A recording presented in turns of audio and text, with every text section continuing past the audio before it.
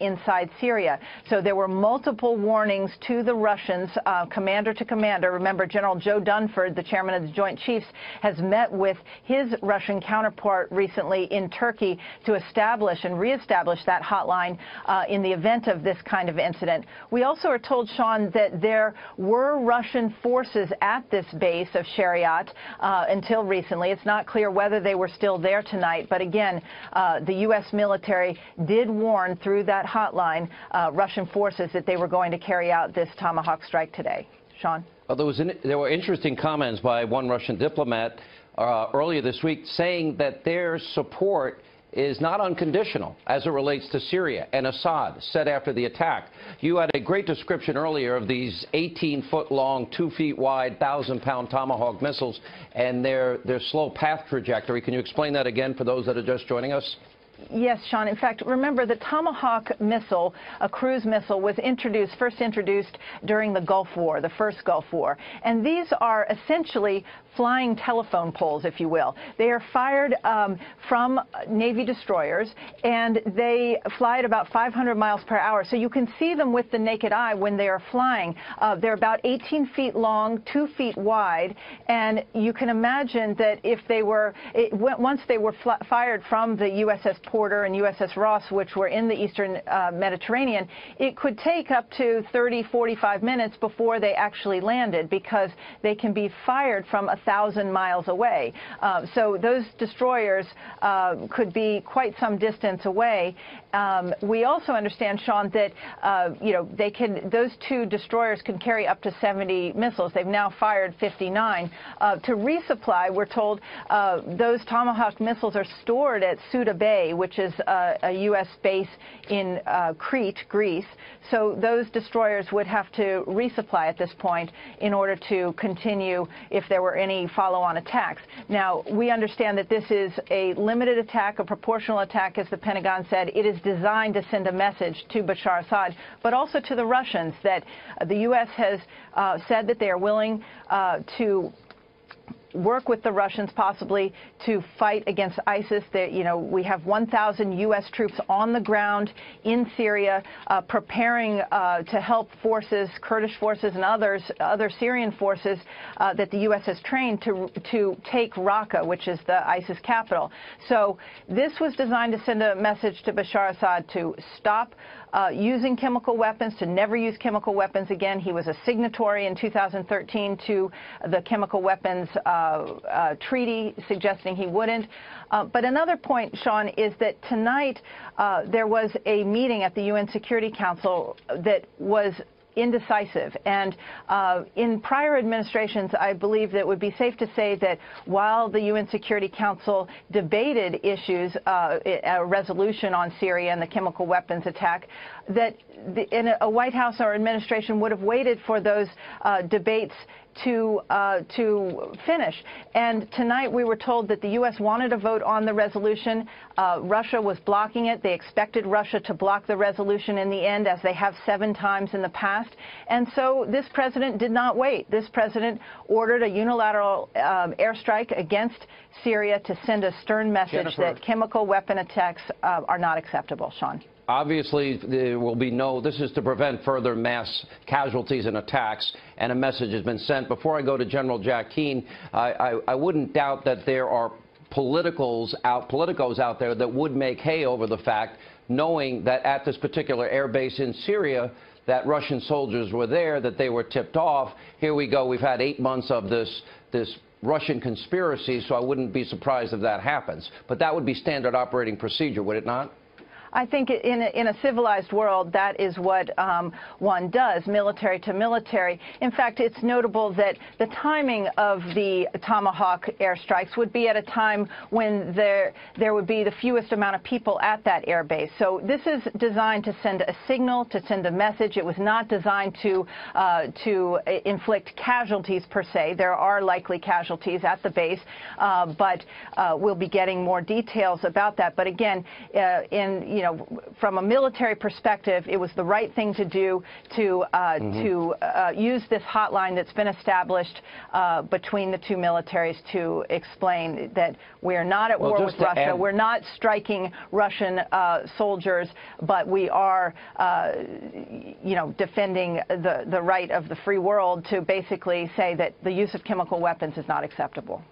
And also to add to that, Rex Tillerson, the Secretary of State, said clearly Russia has failed in its responsibility to deliver on their commitment to stop these kind of attacks. Either Russia has been complicit or simply incompetent on delivering its end of that agreement. So clearly strong statement and actions against Russia in this strike tonight. Jennifer Griffin, thank you. Stand by. We'll get back to you in just a few minutes. From the Foreign Ministry says U.S. aids Saddam's use of CW against Iran in the 80s. Thank you. You're welcome. Then resorts to military force over bogus chemical weapons allegations, first in 2000 and now in Syria, 2003, and in Syria. Not even 2 decades after 9/11, U.S. military fighting on same side as Al-Qaeda and ISIS in Yemen and Syria. Time to stop the hype and the cover-ups. Mark Stein, best-selling author, Fox News contributor as well, joins us right now. So that's interesting. The Iranians are saying we are a partner of ISIS. Right. This is the confusion of it, and I think that's what was great about last night, in that how Syria shakes out in 3-5 years' time, we can't know, and we should be cautious about that after what's happened in Libya and Iraq and Afghanistan and elsewhere. But simply as a response to a provocation. I mean, basically, Assad said the world hasn't changed. For the last 8 years, I've been able to kill my own people and get away with it. They put dead babies on the world's TV screens, and Trump said, enough of this. And that's a change. That's a real Russian reset button. That's a reset button for the world. Some people have said that the president took a different stance than folks anticipated. He's focused on ISIS in the Middle East, not necessarily issues like this. What does this tell you about how President Trump is going to approach the world? Well, I think it shows that he responds to things. He's very nimble, and he's able to respond to things. The disgusting aspect of the last 8 years is that Obama mistook the sidelines for the moral high ground. So he would use all this lofty rhetoric about red lines, and he would stand there, and there'd be people killing each other, slaughtering each other, dead babies, and he'd stand there with his hand on his hip giving a speech, and he stripped words of their meaning. And Trump isn't as articulate, he isn't as polished, but his words have meaning.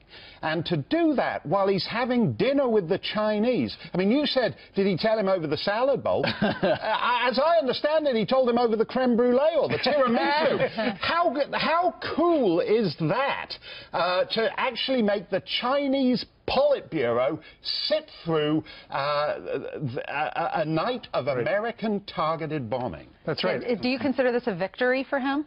Oh yes, I think so. I mean, I don't want to be, because I think he's accomplished certain things. He sent a message to the Chinese as they're sitting across the dinner table from him.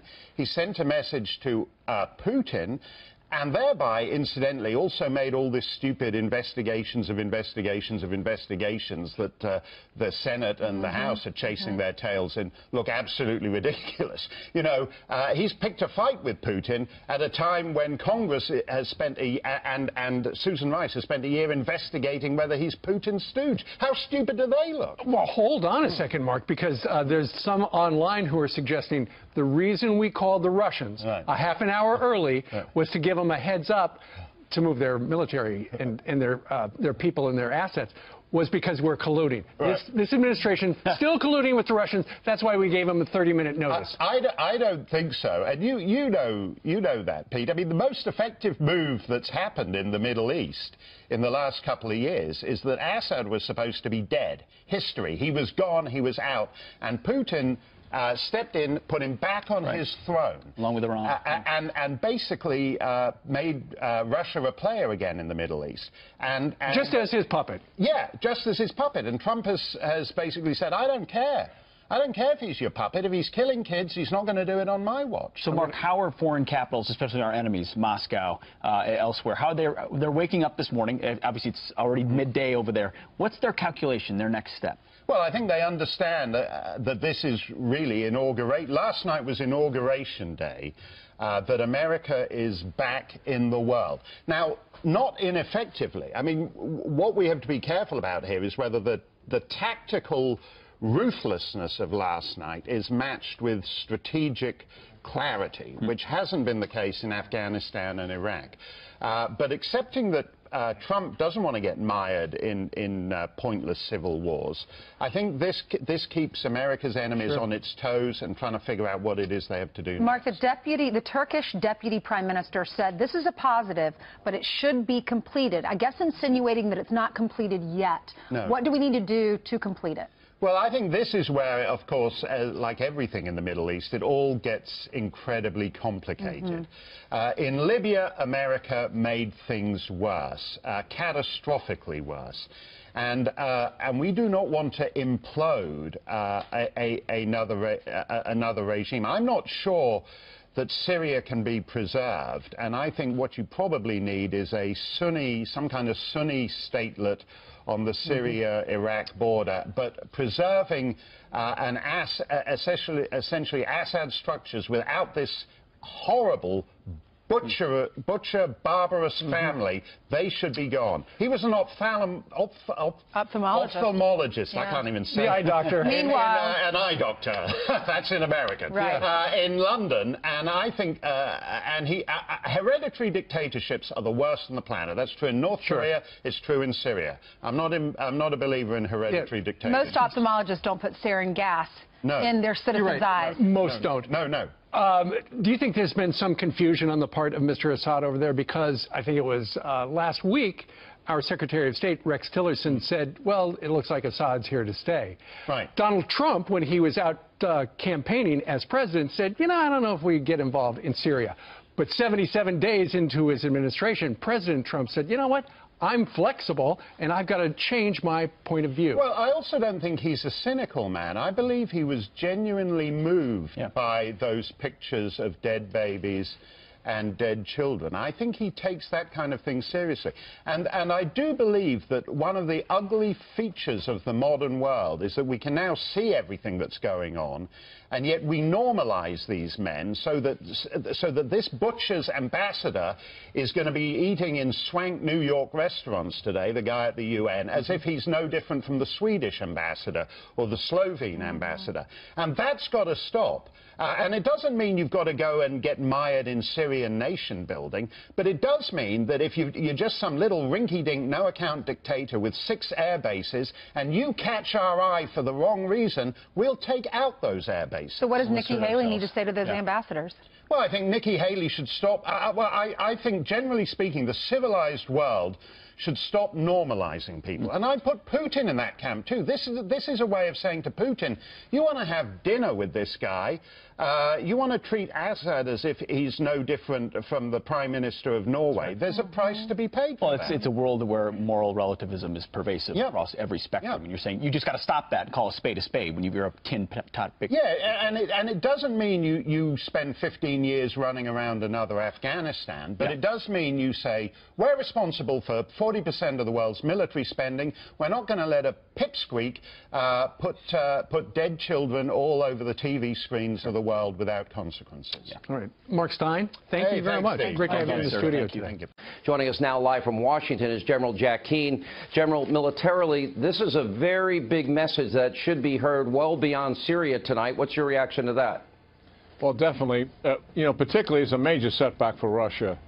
Listen, they've enabled this regime. They have used their penetrating bombs to bomb underground hospitals. That's a war crime. They have largely conducted airstrikes against the Syrian people themselves, just like the Assad regime has been doing. And the fact of the matter is that they vetoed 7 UN resolutions where the UN has tried to assign accountability to the Assad regime for this kind of criminal behavior. Setback for Putin here, for sure.